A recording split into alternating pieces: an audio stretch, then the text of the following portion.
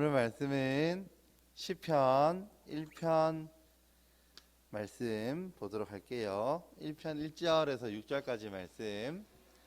목사님이 가지고 있는 성경책에 805페이지에 있어요. 805페이지에 있어요. 시편 1편 1절에서 6절까지 말씀 목사님이 읽어 드릴게요. 아직 성경 못 찾은 친구들은, 우리 줌에서도 못 찾은 친구들은 얼른 성경 찾아봅시다. 성경책 찾아봅시다. 시편 1편 1절에서 6절까지 말씀. 찾는 동안에 명절 기간인데도 예배에 참석한 우리 온라인에서 접속한 우리 친구들, 선생님들, 그리고 현장에 나와 있는 우리 친구들, 선생님들 너무너무 감사해요. 목사님이 되게 믿음이 부족한 사람인가 봐요. 주보를 여러분들이 이렇게 많이 올 줄 모르고 종이 아낀다고 조금 작게 뽑았다가 여러분들이 오는 걸 보고 다시 뽑으러 갔다 왔어요.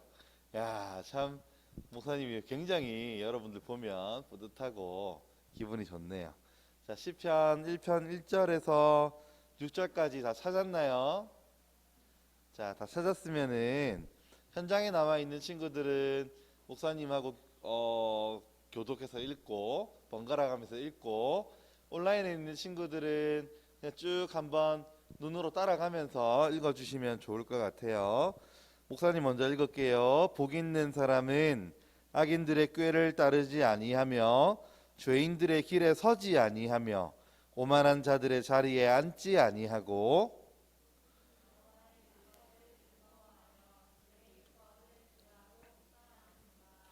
그는 시냇가에 심은 나무가 철을 따라 열매를 맺으며 그 잎사귀가 마르지 아니함 같으니 그가 하는 모든 일이 다 형통하리로다.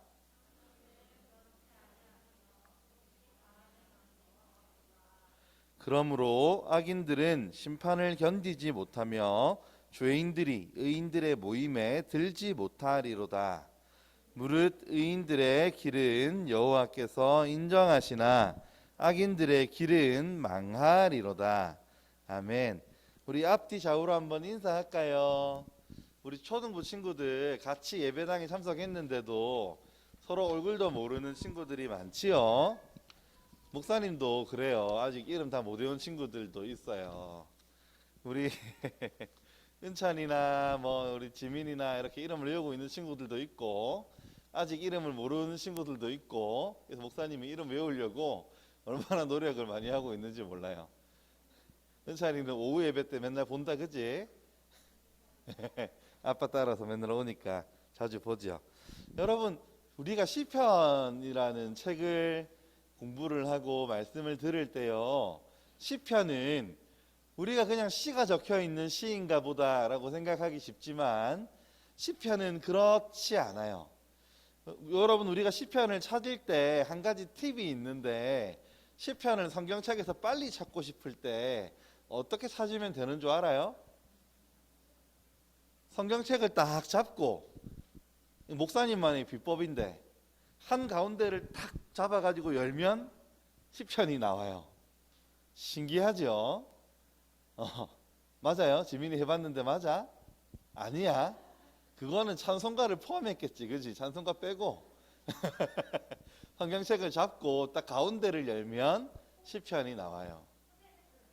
그죠? 우리 선생님, 성공한 선생님 뒤에 계시네. 그 말은 무슨 말이에요? 신구약 성경 한 가운데 뭐가 있다는 이야기예요? 시편이 있다는 이야기죠. 그래서 어떤 신학자들은 시편을 두고 그런 말을 했어요. 성경의 지성소다, 이런 이야기를 하기도 했어요. 시편은 해석하기 가장 어렵기도 하면서도 가장 중요한 내용들이 담겨 있는, 성경의 보화와 같은 내용들이 담겨 있는 것이 시편인데, 이 보화와 같은 시편 전체를 요약하고 있는 장이 시편 1장이에요.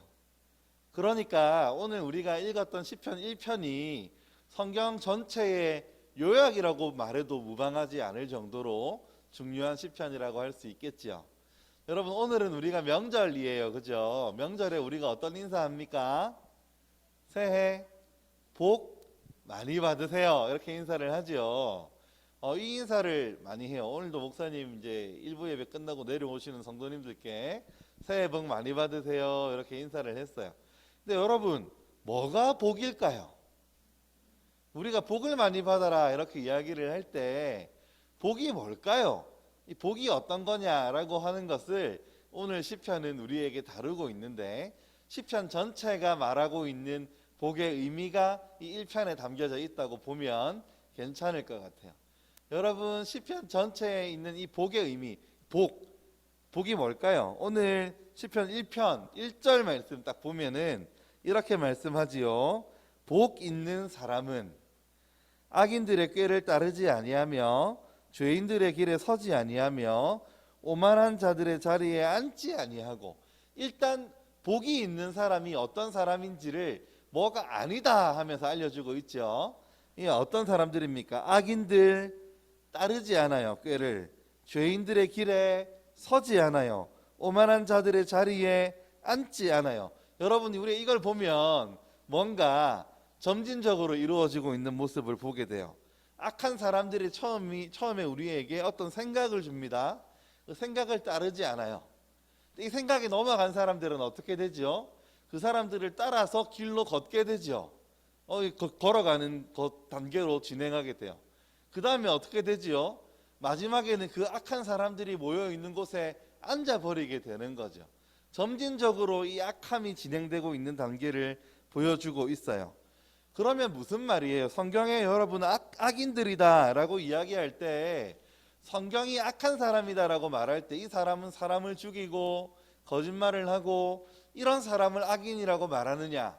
그런 사람도 악인이지만 오늘 본문 시편에 나오는 악인은 복 있는 사람과 정반대되는 사람이에요.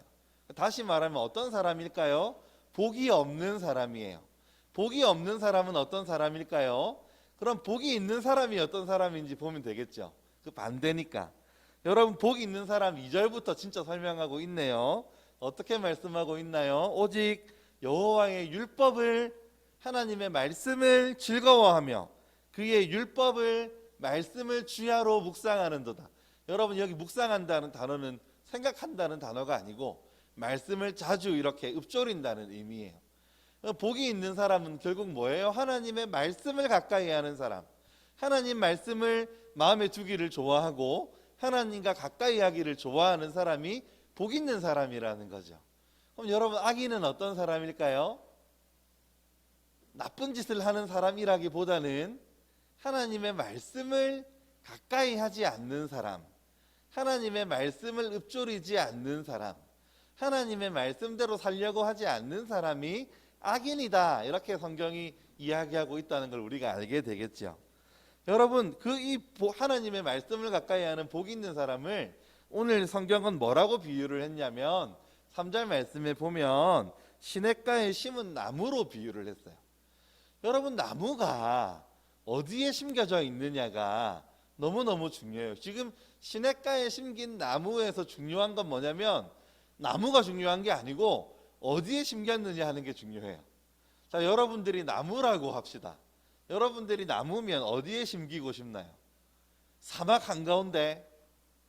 금방 말라 죽겠죠. 물속에? 뿌리가 빨리 썩겠죠. 여러분, 나무는 어디에 심기느냐가 너무너무 중요해요. 그런데 여러분, 이 나무가 어디에 심겼다고 말하나요? 시냇가에, 물이 흐르고 있는 시냇가에. 여러분, 이 물이라고 하는 것은 나무에게 있어서 생명과도 같은 것인데 시냇물은 어때요? 늘 흘러서 고이지 않은 신선한 물이죠. 이 신선한 물을 늘 공급받는 나무가 복이 있는 사람을 상징한다는 거예요. 여러분, 이 시냇가가 그럼 무엇을 상징할까요? 하나님의 말씀을 상징하기도 하고 하나님을 상징하기도 하고. 그래서 복 있는 사람은 늘 하나님 곁에 심겨져 있는 것과 같은 사람이다, 이렇게 말씀을 하고 있는 거죠. 나무는 이렇게 늘 공급받는 것이 중요해요. 악인은 어떤 사람일까요? 시냇가가 아니라 물이 없는 곳에, 메마른 곳에, 광야 같은 곳에 심겨져 있는 사람을 악인이라고 말할 수 있겠죠. 하나님으로부터 공급받는 것이 없고 하나님의 말씀으로부터 나를 채우지 못하는 그런 사람이 악인인 거예요. 여러분은 그러면 악인입니까? 아니면 복 있는 사람인가요? 여러분은 하나님의 말씀으로부터 공급받고 있나요? 하나님의 말씀을 늘 읊조리고 있나요? 하나님을 가까이 대하고 있나요? 다시 말하면 우리 표현대로 하나님하고 좀 친한가요? 하나님이 내가 기도하면 들어주실 것 같나요? 그 하나님과 가까이 지내는 이것이 복이 있는 사람이다. 정말 복이 있는 사람이다. 성경은 우리에게 그렇게 말씀하고 있어요. 여러분, 이 복이 있는 사람들은 시냇가에 심은 나무가 철을 따라서 열매를 맺어요. 사시사철 열매를 맺는 나무. 당연하죠. 나무가 늘 공급받으니까 열매를 맺겠죠. 공급받지 못하는 나무는 열매가 있을까요? 열매가 없죠. 그래서 예수님이 그런 말씀하셨어요. 열매를 보면 알리라. 그 나무가 어떤 나무인지 열매를 보면 알 거다는 말씀을 예수님이 하셨어요. 아마 이 말씀을 염두에 두고 하신 것 같아요. 복이 있는 사람은 하나님의 말씀을 늘 공급받기 때문에 그 말씀으로 인해서 풍성한 열매들이 주렁주렁 나타나는 것들이 드러나 보이는 사람. 잎사귀가 마르지 않아요. 늘 그 심령이 신선하고 마음이 신선하고 새로운 사람. 이런 사람이 복이 있는 사람이에요. 근데 우리가 또 그 말씀 2절 3절 말씀을 쭉 읽다 보니까 우리가 얼마 전에 다루었던 단어가 하나 나왔죠. 뭐가 나왔나요? 그가 하는 모든 일이 다 형통하리로다. 여러분, 우리가 요셉의 이야기를 다루면서 형통이 뭐라 그랬나요? 당장 내 일이 잘 되고 돈을 많이 벌고 건강하고 이런 걸 말하는 게 아니고, 요셉이 형통했다 했을 때 요셉은 억울한 일을 당했고 감옥에 갇혔고 누명을 썼음에도 성경이 요셉을 형통하다고 말했던 이유는 그가 하나님의 계획 안에 있기 때문이었죠. 자기도 알지 못하는 하나님의 계획 속에 요셉이 있었기 때문에 형통하다 그랬어요. 이 시냇가에 심긴 나무도 마찬가지예요. 우리가 하나님과 늘 가까이 하면서도 우리에게는 어려운 일이 있을 수 있어요. 우리에게는 힘든 일들이 있을 수도 있어요. 내가 어렵고 힘들고 아픈 일들을 당하지만 그럼에도 불구하고 하나님하고의 관계가 문제가 없는 것, 이게 너무 중요하죠. 이게 복이 있는 사람이에요. 내 뜻대로 일이 풀리지 않고 내 마음대로 되지 않아도 내가 하나님 곁에 있으면 그것으로 충분하다고 고백할 수 있는 그런 것, 그게 시냇가에 심기는 것이고 그게 형통하다는 의미이지요. 여러분, 우리 목사님의 할아버지 이야기를 조금 해드릴까 해요. 목사님의 할아버지는 처음부터 예수님을 믿는 사람이 아니었어요. 목사님의 할아버지는 양반집에서 태어나가지고 옛날에 재산이 많은 집에 양반집에 태어나가지고 지금으로 따지면 서울대 그때는 서울농대였나 그랬다 하던데 거기를 거의 우수한 성적으로 졸업하신 분이에요. 목사님도 몰랐는데 장례식 때 양력 보고 알았어요. 목사님도 몰랐는데 우리 할아버지 교장 선생님도 하신 분이었다고 하더라고요. 목사님은 몰랐어요. 그런 걸 본 적이 없으니까. 승승장구하고 잘 나가시던 할아버지가 6.25 사변 이후로 재산을 많이 잃고 우리 할머니하고 결혼을 했는데, 목사님의 할머니는 초등학교를 중간에 그만두신 분이에요. 야, 조합이 신기하다, 그죠? 서울대를 나오신 할아버지와 초등학교를 졸업하지 못한 할머니가 결혼을 했어요. 어떻게 그게 가능했냐면 우리 할아버지가 그 당시에 폐렴을 앓아가지고, 그 당시만 해도 폐렴을 앓으면 그 사람은 죽어야 했거든요. 요양하러 맑은 공기 자연 곁에 있으면 나을까 싶어서 거제도로 내려와 살게 되시고 거기서 우리 할머니 만난 거예요. 그래서 두 분이 연애해가지고 결혼을 했는데, 결혼을 하고 나니 우리 할머니는 어렸을 때부터 예수님을 믿었던, 모태로부터 예수님을 믿었던 할머니였던 거예요. 우리 할아버지는 하나님의 이름도 들어본 적이 없는 그런 분이에요. 같이 사니까 얼마나 힘이 들었겠어요. 얼마나 많은 세월 할머니가 눈물을 많이 흘렸겠어요. 할머니 교회 못 가게 하려고 신발을 숨기는 건 다반사고, 우리 할아버지가요.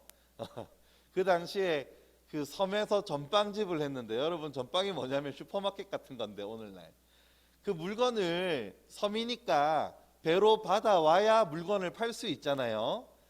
그런데 금요일 날 나가서 토요일 날 들어와야 되는데, 금요일 날 물건 받으러 나가려 그러면 할머니 못 나가게 막았다가 배가 출발하고 나면 할머니를 보내주는 그런 할아버지였던 거예요. 교회 가는 게 보기 싫어서, 교회 가는 게 너무 미워가지고. 그래서 우리 할아버지 교회 가는 걸 그렇게 말렸어요. 그런데 할아버지가 폐병을 얻어가지고 거제도에 왔다 그랬죠. 보통은 죽어야 되는데 어떻게 그 미국에서 그 들어온 어떤 의료 기술에 마루타 같은 걸 신청을 해서, 이 수술이 잘못되어서 죽어도 나는 원망하지 않겠다는 서약서를 쓰고, 수술 끝나고 나서 할아버지가 예수님을 믿게 됐어요. 할머니의 간절한 기도와 지금 다 말할 수 없는 어떤 신비한 일들과 그런 간증들을 통해서 우리 할아버지가 예수님을 믿게 됐어요. 할아버지가 예수님을 믿고 예수님 믿겠다고 선포하고, 그 할아버지 양반인데, 양반 집안의 그 종손이고, 거기 가면은 문중에 가면은 의리의리한데 그 권리 다 포기하고, 거기서 나오는 재산 다 포기하고 나는 예수님 믿는 사람 되겠다고 했어요. 그리고 할아버지 예수님 잘 믿고 장로님이 되신 다음에 이제 돌아가셨어요.